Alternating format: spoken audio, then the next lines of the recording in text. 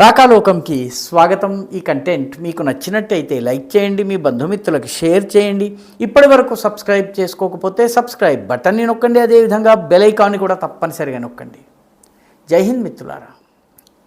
ఫిబ్రవరి 14 Majlis Ittehadul Muslimeen AIMIM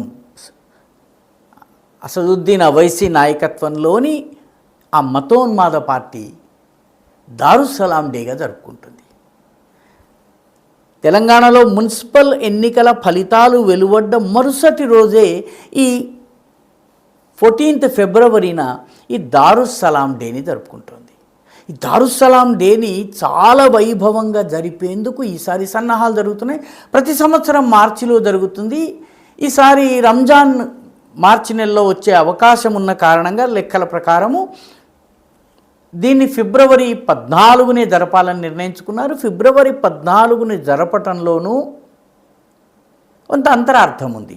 ఫిబ్రవరి 13న తెలంగాణ మొత్తంలో urban local body స్థానిక పట్టణ సంస్థల ఫలితాలు బయటకు వచ్చాయి. మజ్లిస్ ఇత్తెహాదుల్ ముస్లిమీన్ చాలా చోట కీలకమైనటువంటి ప్లేయర్గా అవతరించింది. కాబట్టి ఈ విజయోత్సవాలు కూడా ఈ 14 ఫిబ్రవరి దారుస్సలాం డే నాడు జరుగుతాయి. ఇదే కాకుండా ఇటీవల మహారాష్ట్రలో జరిగిన స్థానిక సంస్థల ఎన్నికల్లో గతంలో ఎన్నడూ లేనట్టుగా 10 అర్బన్ లోకల్ బాడీస్లో 125 స్థానాల్ని మజ్లిస్ గెలుచుకుంది. అందున సంభాజీనగర్ కావచ్చును, మాలేగాం కావచ్చును, ధులే కావచ్చును, ఈ పట్టణాల్లో మజ్లిస్ చాలా బాగా పర్ఫామ్ చేసింది. ముంబైలో కూడాను గణనీయంగా సీట్లను గెలుచుకోగలిగింది. కాబట్టి ఓవరాల్గా మజ్లిస్ మహారాష్ట్రలో గ్రాస్ రూట్ లెవెల్లో విస్తరిస్తున్నటువంటి దాన్ని పురస్కరించుకుని 13 ఫిబ్రవరిన తెలంగాణలో జరిగిన లోకల్ బాడీ ఎన్నికల్లో విజయాలను, పార్టీ సాధించినటువంటి మైలురాళ్లను, వీటన్నిటినీ కూడాను గుర్తు చేసుకుని పండగ చేసుకునేందుకు, అదేవిధంగా దారుస్సలాం తమ చేతుల్లోకి తిరిగి వచ్చినటువంటి రోజు ఇది జరుపుకునేందుకు మజ్లిస్ పార్టీ సిద్ధమవుతుంది. దారుస్సలాం డే అంటే ఏంటి? దారుస్సలాం మజ్లిస్ యొక్క కేంద్ర కార్యాలయం. ఈ కేంద్ర కార్యాలయము రజాకార్ల సమయంలో, కాసిం రజ్వీ సమయంలో ఇది ప్రధాన కార్యాలయంగా ఉండేది. ఇక్కడి నుంచే హైదరాబాద్ సంస్థానంలోని జిహాదీ మతోన్మాద కార్యకలాపాలన్నీ జరిగేవి. రజాకార్లు ఇక్కడి నుంచే బయలుదేరి అన్ని చోట్ల దాడులు చేయటము, విధ్వంసం సృష్టించటము, హిందువుల్లో భయోత్పాతాలు సృష్టించటము, మిగతా అనేక అత్యాచారాలు ఏవైతే చేశారో అవన్నిటికీ కేంద్రము కాసిం రజ్వీ కేంద్ర స్థలం ఈ దారుస్సలాం. సెప్టెంబర్ 17, 1948 హైదరాబాదు విలీనమైన సందర్భంలో భారత ప్రభుత్వము మజ్లిస్ ఇత్తెహాదుల్ ముస్లిమీన్ని రజాకార్లను నిషేధించారు. చాలామంది రజాకార్లను అరెస్టు చేశారు, చాలామంది మీద కేసులు మోపారు. రజాకార్ల నాయకుడైనటువంటి కాసిం రజ్వీ బీబీనగర్ కుట్ర కేసులో జైల్లో ఉన్నాడు. కొన్నాళ్ళు జైలులో ఉన్న తరువాత 6 ఏళ్ల తరువాత బయటకు వచ్చాక ఆయన పాకిస్తాన్కి వెళ్ళిపోయాడు. లాయక్ అలీని కూడా అతను కూడా పాకిస్తాన్కి పారిపోయాడు రకరకాల మార్గాల్లో. ఆ సమయంలో మళ్ళీ అప్పుడు జప్తైనటువంటి దారుస్సలాం కార్యాలయము తెలంగాణ ఉద్యమాన్ని బలహీనపరిచేందుకు 1960-61 ప్రాంతంలో తెలంగాణ ఉద్యమాన్ని వీకెన్ చేయడం కోసము అప్పుడున్న కాంగ్రెస్ ప్రభుత్వము మళ్ళీ దారుస్సలాంని నష్టపరిహారము, మరమ్మతులు చేసుకునే డబ్బుతో సహా మజ్లిస్కి అందేలాగా ఏర్పాటు చేసింది. దీనికి చట్టపరంగా ఆమోదయోగ్యమైనటువంటి ఒక మార్గం ద్వారా ఒక కిటుకు ఉపయోగించి మొత్తానికి ఇది చేరేలా చేసింది. ఆ డేట్ని దారుస్సలాం డేగా జరుపుకుంటారు. అంటే మళ్ళీ దారుస్సలాం కార్యాలయాన్ని పునః పొందటము.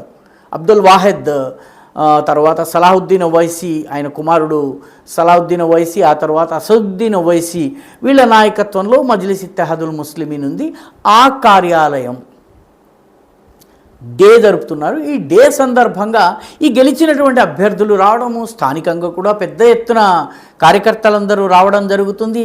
ఈసారి స్థానిక సంస్థల విజయాన్ని పురస్కరించుకుని జరుగుతుంది. ముఖ్యంగా మహారాష్ట్ర నుంచి 3 చోట్ల నుంచి ర్యాలీలు వస్తున్నాయి. ఒకటి ఔరంగాబాద్ నుంచి బయలుదేరి ఔరంగాబాద్, బీడ్, ఉస్మానాబాద్, నల్దుర్గ్ మీదుగా వస్తోంది. హైదరాబాద్కి, మరొకటి నాందేడ్, కారంజీ, అకోలా, అమరావతి మీదుగా హైదరాబాద్కు వస్తుంది, మూడోది నాగపూర్ నుంచి హైదరాబాద్కు వస్తుంది. 3 వైపుల నుంచి 3 ర్యాలీలు మహారాష్ట్ర నుంచి స్థానిక సంస్థల విజయాల్ని పురస్కరించుకుని ఇక్కడికి వస్తున్నాయి. అదేవిధంగా ఈసారి జరిగిన స్థానిక ఎన్నికల్లో కూడాను అర్బన్ లోకల్ బాడీ ఎలక్షన్స్లో కూడాను మజ్లిస్ దాదాపు 42 అర్బన్ లోకల్ బాడీస్లోని 282 చోట్ల పోటీ చేసింది.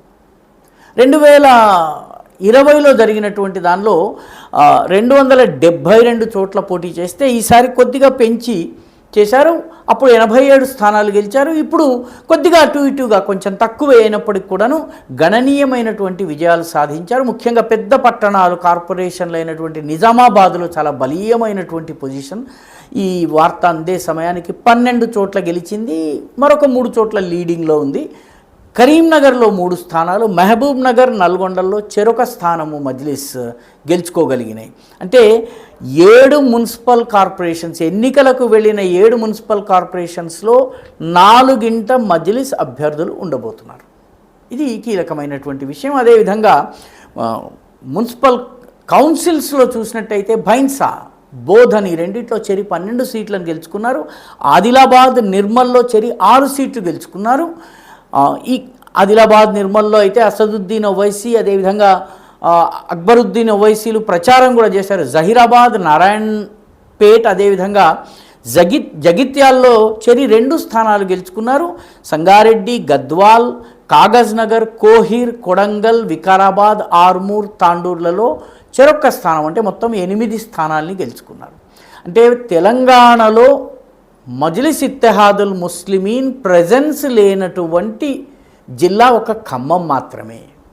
ఖమ్మం మినహాయించి అన్ని చోట్ల ఎంఐఎంకి ప్రాతినిధ్యం ఉంది. ఇది అంటే అవిభక్త జిల్లాల గురించి ఇప్పుడు 30-31 జిల్లాలు ఉన్నాయి. కానీ అవిభక్త మహబూబ్ నగర్, అవిభక్త మెదక్ ఈ రకంగా తీసుకున్నట్టయితే ఒక్క ఖమ్మం మినహాయించి అన్ని జిల్లాలలో మజ్లిస్కి సంబంధించినటువంటి 1-2 గెలిచినటువంటి కౌన్సిలర్స్ ఉన్నారు. ఇది ఒక రకంగా పార్టీ యొక్క వ్యాప్తికి నిదర్శనం. అంటే ఇప్పటి వరకు ఈ ముస్లిం ఓట్లు, ఆయా ప్రాంతాల్లో ఉన్నటువంటి ముస్లిం ఓట్లు అవసరమైనప్పుడు బీఆర్ఎస్కి, అవసరమైనప్పుడు కాంగ్రెస్కి మజ్లిస్ షిఫ్ట్ చేస్తూ వచ్చింది. ఇప్పుడు స్థానిక సంస్థల్లో మొట్టమొదటిసారి ఈ తమ బలమున్న చోట తామే గెలవాలన్నటువంటి పట్టుదల పట్టింది. తమ బలాన్ని గనక పెంచుకున్నట్టయితే రానున్న రోజుల్లో ఈ కుహనా సెక్యులర్ పార్టీలతోటి పెద్ద ఎత్తున బేరం పెట్టడానికి వీలుంటుంది. బైన్సా, బోధన్ ఈ 2 చోట్ల, అదేవిధంగా మిగతా అనేక చోట్ల మజ్లిస్ లేకుండా, ఎంఐఎం లేకుండా మేయర్ ఎంపిక జరిగేటటువంటి పరిస్థితి లేదు. కాబట్టి రాజకీయంగా అత్యంత కీలకమైనటువంటి ఒక నెక్స్ట్ లెవెల్లోకి మజ్లిస్ ప్రవేశించిందని చెప్పాలి. సీట్లు కొద్దిగా తగ్గినప్పటికీ కనీసము 7-8 చోట్ల మజ్లిస్ మద్దతు లేనిదే మేయర్ కానీ మున్సిపల్ చైర్పర్సన్ కానీ ఎంపిక కానటువంటి పరిస్థితి వచ్చింది. 26 చోట్ల హంగ్ అసెంబ్లీ ఉన్నటువంటి నేపథ్యంలో ఇది చాలా ప్రాధాన్యతను సంతరించుకుంది. ఎందుకంటే 15 అర్బన్ లోకల్ బాడీస్లో ఈసారి చతుష్కోణ పోటీ జరిగింది. అంటే కాంగ్రెస్, బీఆర్ఎస్, బీజేపీలతో పాటు మజ్లిస్ కూడా 15 చోట్ల చాలా గట్టి పోటీనిచ్చి తన సత్తాను చాటుకుంది. కాబట్టి ఇవన్నీ దృష్టిలో పెట్టుకున్నట్టయితే మజ్లిస్ క్రమేపీ తెలంగాణలో విస్తరించి అన్ని జిల్లాలకు విస్తరించేటటువంటి పనిని చేస్తోంది. రాజకీయ ప్రాబల్యాన్ని పెంచుకునే పని చేస్తోంది. యావత్ తెలంగాణలో ఖమ్మం మినహాయించి అన్ని చోట్ల రిప్రజెంటేషన్ని సాధించుకోగలిగింది. అనేక చోట్ల తాను లేకుండా చైర్పర్సన్, మేయర్ ఎంపిక జరగకుండా ఉండేలాగా బలమైనటువంటి పొజిషన్కి వచ్చింది. అందుకే ఈసారి జరుపుకుంటున్నటువంటి దారుస్సలాం డే మజ్లిస్ ఇత్తెహాదుల్ ముస్లిమీన్కి చాలా ప్రత్యేకం.